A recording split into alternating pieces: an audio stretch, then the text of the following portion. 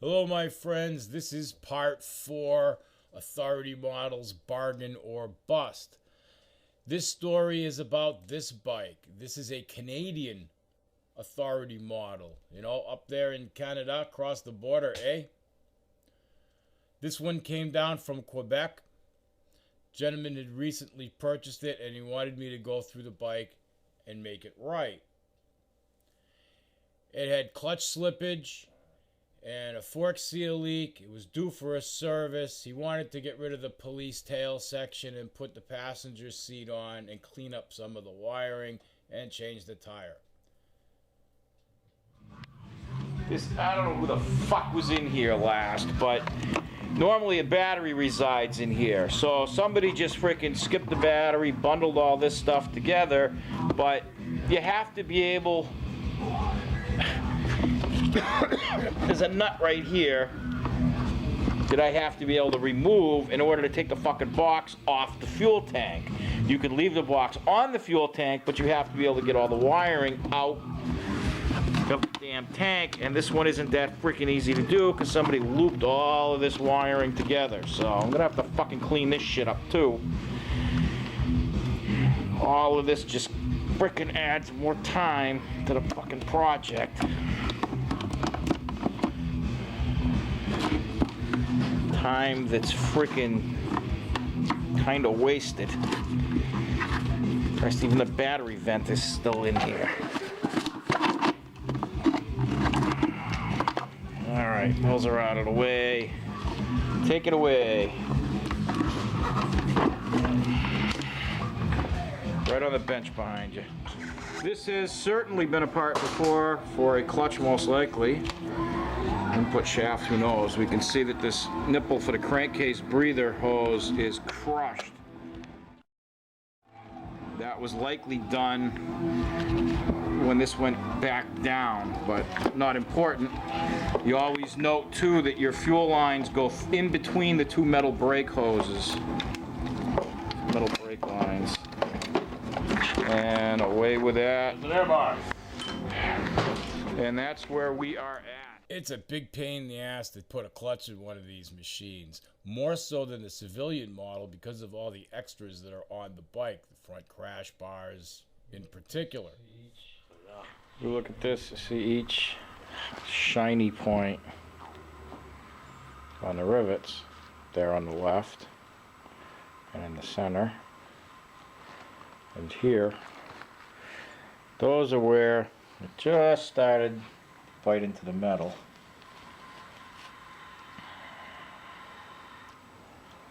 So, not bad, but it's definitely time for a clutch. Parts from Beamer Boneyard. Can't beat Beamer Boneyard. The clutch itself is far less from Beamer Boneyard than from BMW, and it's of better quality.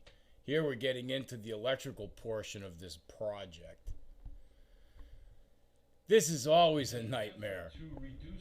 In an effort to reduce the amount of electrical clutter, because this is no longer a police motor, we're trying to get rid of a lot of the unnecessary crap, all of these strobe leads, etc. As we see here, there's a factory connector and a factory harness that has been spliced into to add this. We have a lot of that shit going on here. So we gotta sort through all this crap. So we eliminate this whole failure-prone clusterfuck. Because the problem with this wiring is there's so much shit in here that's just spliced in, soldered in, etc. It's just more stuff to fail, and since almost all of this stuff is dead-end items, we need to get it the fuck out of there. Same with the tail section. It's just a whole rat's nest of unused wires. So we're trying to clean that up so that the electrical part of this bike can be as reliable as possible. Unfortunately, it takes time, and there's no real specific schematic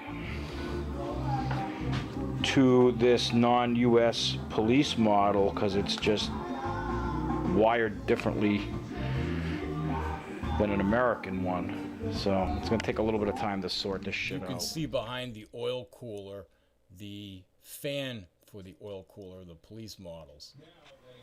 Now that incredible fucking mess is gone. We have much fewer wires. We still have these that go to this handlebar switch, and we have these two which go to this handlebar switch. This is the wiring for the auxiliary battery. It goes in the oddments tray / glove box. So, but anyway, we're much cleaner than it was. And our headlight works, horn works.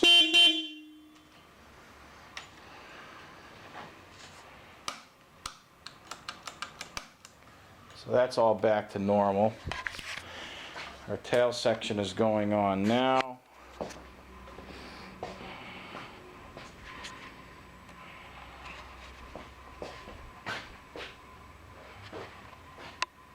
Should be done. Let's see. It's a little after 1. We should be done with this by the end of today. What is remaining? Reassembly, obviously, and I'm in the process of changing the fuel filter now, so the tank can go back on. And I don't know, there's a couple other little, fork seal. We're going to do the fork seal next.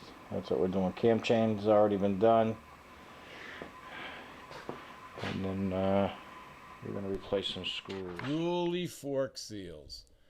These, fortunately, with the telelever front suspension, are so simple to change, you know, that anybody can do it. Not a lot of labor involved in this. Fuel tank. This is a Canadian model R1100RT-P. First of all, see, all Canada, 99,860 kilometers. No charcoal canister, never was, never to be. Fuel filter. It's in this currently. It was made in 2003. 28th May 2003. So, since we're changing this, because it's in here for a service, I'm going to take this fucker with me. Move it over to here. And nothing in there.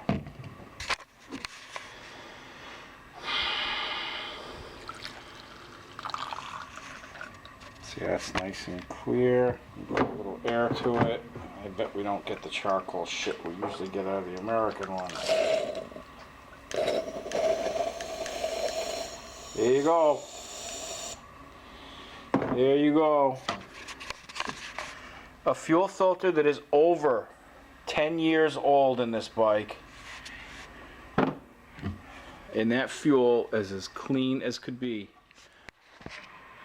One of the most ridiculous fucking things on an RT to point out is the tail section. This shitty little Phillips screw there grabs this little frickin' shit bracket right here. So you have to take the tail light out so that you have access to that shitty little Phillips screw on each side to tighten it against these tiny little freaking thin do-nothing pieces here. Only you need a lock cylinder, the tube that holds the lock cylinder, and the latch at the other end that releases the seat, and of course the tail section itself, and you got yourself a two-up bike. So our tail section is installed. We have a little lanyard here to pull to release the key.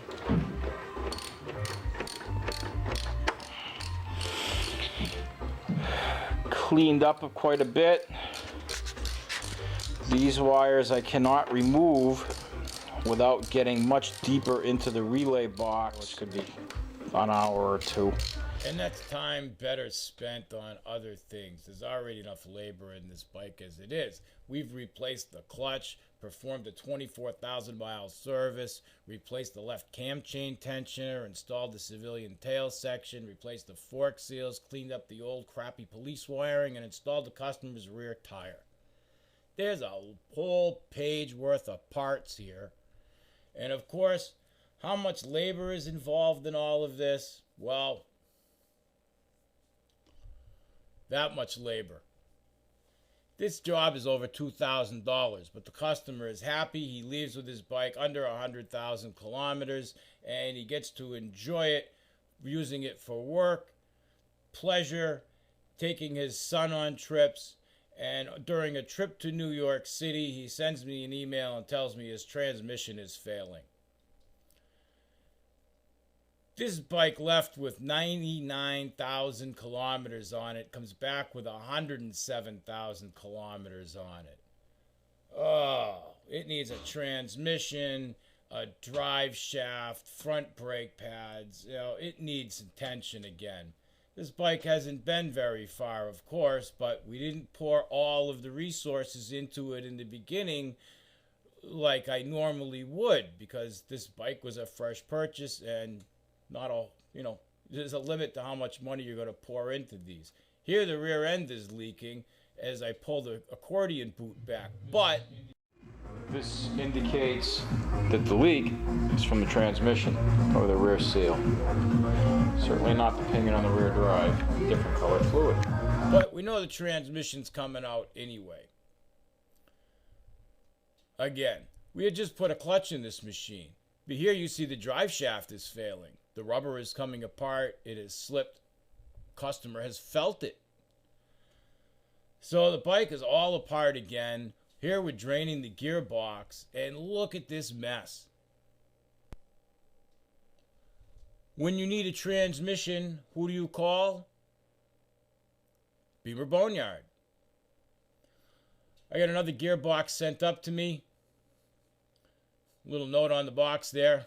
Someone happy to see me back to work again. And we changed the transmission in this machine.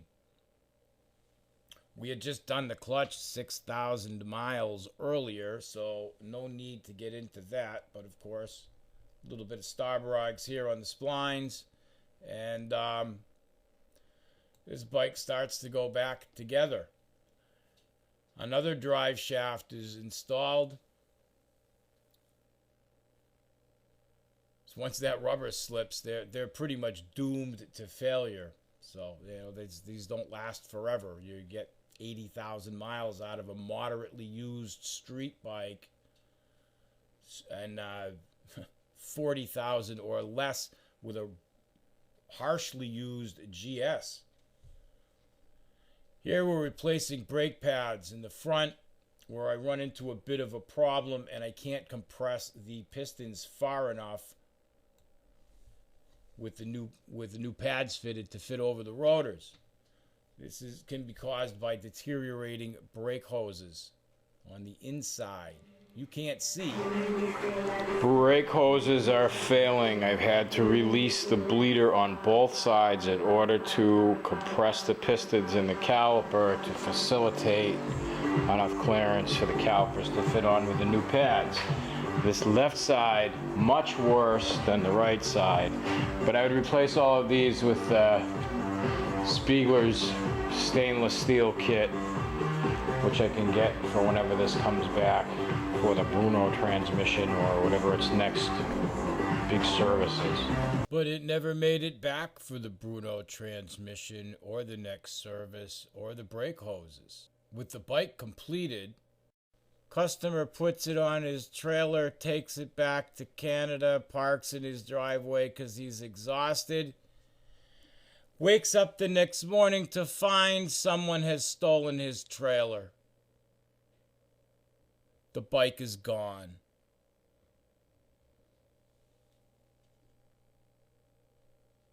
Thank you, my friends. If you'd enjoyed this segment, please stay tuned. There will be more. Or you can visit my Patreon channel where you'll find some of this material being created. Thank you again, my friends. Take care. Good day.